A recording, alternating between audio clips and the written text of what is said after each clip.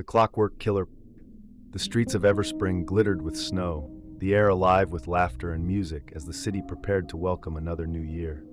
Strings of golden lights crisscrossed the narrow alleys, and fireworks streaked the sky, briefly illuminating the towering clock tower in the heart of the city. The ancient clock, its gears visible behind frosted glass, was a silent guardian of time, counting the moments until midnight. But in the shadows of the celebration, a different kind of countdown was beginning. In a quiet apartment on the edge of the city, a man sat alone in his study. A fire crackled weakly in the hearth, its light casting flickering shadows on the walls. Before him lay a carefully arranged collection: broken watches, a disassembled cuckoo clock, and a vintage pocket watch, its face cracked but the second hand ticking with relentless precision. The man, Leonard Briggs, was a respected historian known for his love of antiques. But tonight, his attention was focused on something far more sinister. A note lay unfolded on his desk, scrawled in an elegant hand. "The 11th hour approaches, Mr. Briggs. At midnight, your time runs out. Tick-tock." He had received the note earlier that day and dismissed it as a tasteless prank. But now, as the hour hand crept closer to 12, an unshakable unease settled over him. A sudden noise broke the silence, a faint, rhythmic ticking. It wasn't the pocket watch. This sound was coming from behind him. Slowly, Leonard turned, his breath catching in his throat. There, in the corner of the room, stood a figure cloaked in darkness. A mask, fashioned from shards of clock faces, obscured their features, and in their gloved hand was a gleaming blade. "Who are you?" Leonard stammered, his voice trembling. The figure tilted their head, the ticking sound growing louder. "Your timekeeper," they said, their voice distorted and mechanical. The clock struck midnight. Eleanor's obsession. Detective Eleanor Graves woke to the sound of her phone buzzing relentlessly on the nightstand. She squinted at the clock. It was 12:15 a.m., the first moments of the new year. With a groan, she reached for the phone, her heart sinking as she recognized the number flashing on the screen. "Graves," she answered, her voice hoarse. "Eleanor, we've got another one," said her partner, Mark Hensley. His tone was grim. "The Clockwork Killer. It's Briggs this time. Same signature." Eleanor was already pulling on her coat. "Where?" "His apartment. You're not gonna like this one." The drive through the festive streets felt surreal. Revelers crowded the sidewalks, their cheers and laughter muffled by the sound of sirens. Eleanor gripped the wheel tightly, her thoughts racing. For 5 years, the Clockwork Killer had haunted her every waking moment. She had been assigned to the case after the second murder, and since then, the killer's pattern had become maddeningly clear. Each year, they struck on New Year's Eve, leaving behind a meticulously staged crime scene and a trail of cryptic clues. No fingerprints, no witnesses, no clear motive, only the clocks. The scene of the crime. Leonard Briggs's apartment was on the top floor of an aging brownstone, its facade crusted with snow. Police tape cordoned off the entrance, and uniformed officers milled about, their breath forming clouds in the frigid air. Eleanor flashed her badge and ducked under the tape. Inside, the air was heavy with the metallic tang of blood. The living room was eerily tidy, save for the body slumped over the desk. Leonard's head was tilted at an unnatural angle, his lifeless eyes staring at the broken pocket watch clutched in his hand. Around him, clocks of all shapes and sizes were arranged in a precise circle, their faces all set to 12. Eleanor's stomach churned. "What did the neighbors hear?" she asked Mark, who stood beside her with a notepad. "Nothing unusual, just the fireworks." He gestured to the far wall, where a message was scrawled in blood: "Time waits for no one." Eleanor shivered, not from the cold but from the familiarity of it all. The phrase had appeared at every Clockwork Killer crime scene. "What's different this time?" she asked. Mark hesitated, then pointed to the desk.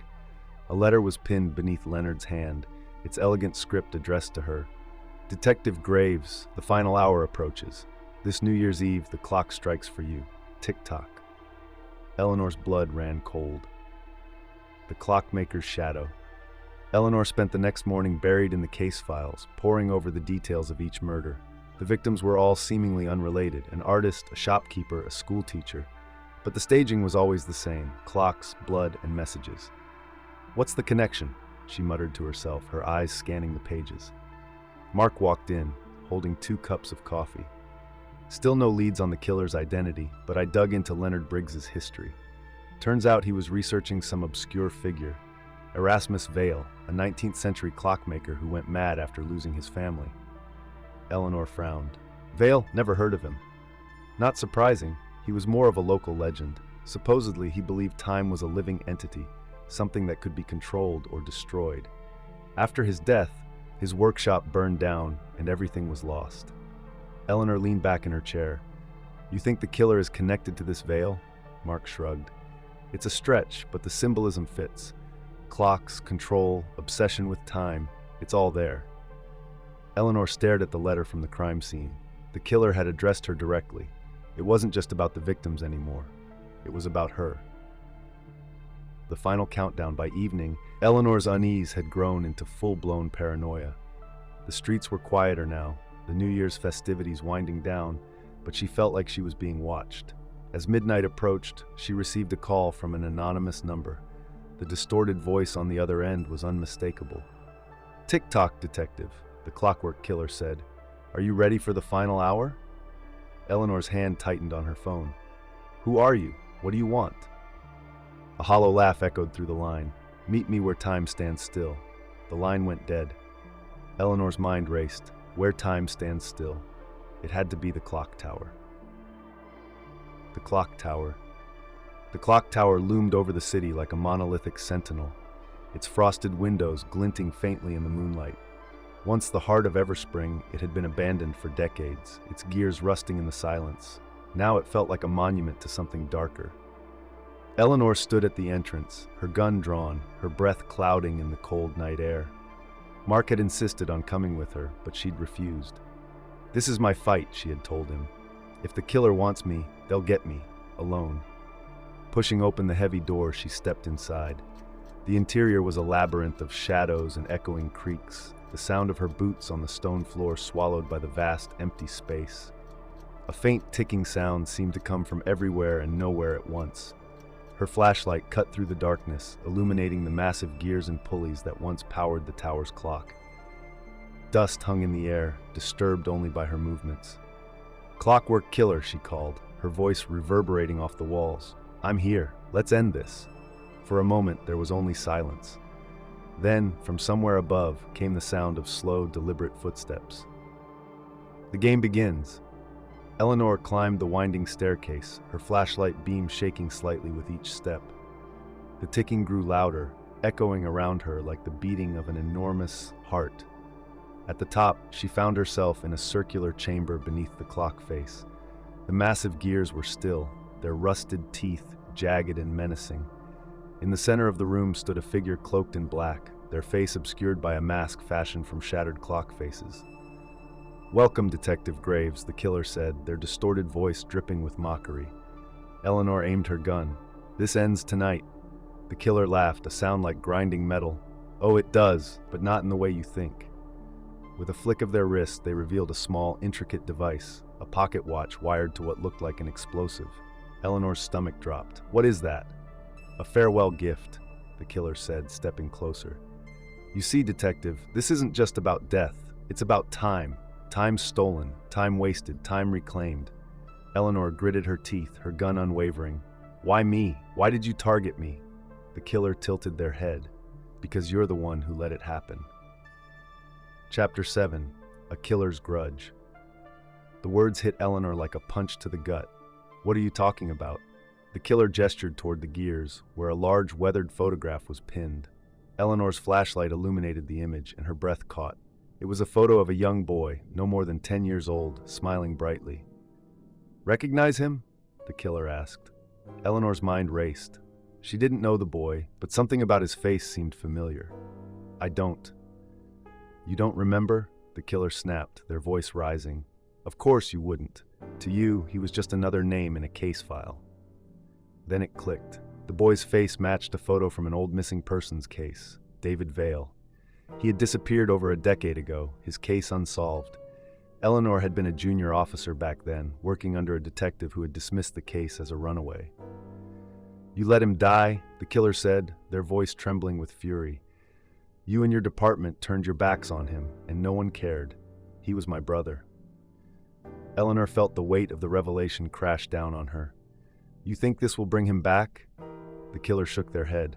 It's not about bringing him back. It's about making you feel what I felt, powerless, helpless, watching as time runs out. Midnight approaches. The clock's hands crept closer to midnight, their shadows stretching across the walls. The ticking grew deafening, pounding in Eleanor's ears. The killer moved toward a massive lever near the gears. This device is wired to the tower. When the clock strikes 12, the explosion will bring this place down, along with anyone inside. Eleanor steadied her breathing, her mind racing. You don't have to do this. Your brother wouldn't want this. You don't know what my brother would want, the killer snarled. He begged for help, and no one came. Now it's your turn to beg. Eleanor's finger tightened on the trigger. If you pull that lever, no one will remember your brother. You'll just be a murderer. Let me help you end this the right way. The killer hesitated, their hand hovering over the lever. The clock struck 11:59. The final moment. The sound of the first chime was deafening, echoing through the chamber. The killer's resolve faltered, and Eleanor seized the moment. She lunged, tackling them to the ground. The pocket watch detonator skittered across the floor, landing dangerously close to the gears. The killer fought back, their movements desperate and frantic. You can't stop it, they screamed. Eleanor wrestled them into submission, pinning them against the cold stone floor. It's over, she shouted. But the killer only laughed, their voice hollow. You're too late. The final chime rang out, and the detonator's timer hit 0. Aftermath. The explosion never came. Eleanor's heart pounded as she looked around, realizing the device had been a bluff. The killer lay still beneath her, their mask cracked and their breath shallow. Why? Eleanor asked, her voice trembling. The killer didn't answer. Their eyes closed, and for the first time, they looked peaceful. As backup arrived to take the killer into custody, Eleanor stood in the snow outside the tower, watching as the first rays of dawn pierced the horizon. The clock tower, though scarred, still stood, a silent reminder of the night's events. She knew she would never forget the boy in the photograph or the anger that had consumed his sibling. Time could not be undone, but perhaps in its passing there was room for healing. The final tick. Months later, Eleanor visited the grave of David Vale. She placed a single clock hand on the stone, a token of remembrance. For the first time in years, the ticking in her mind stopped.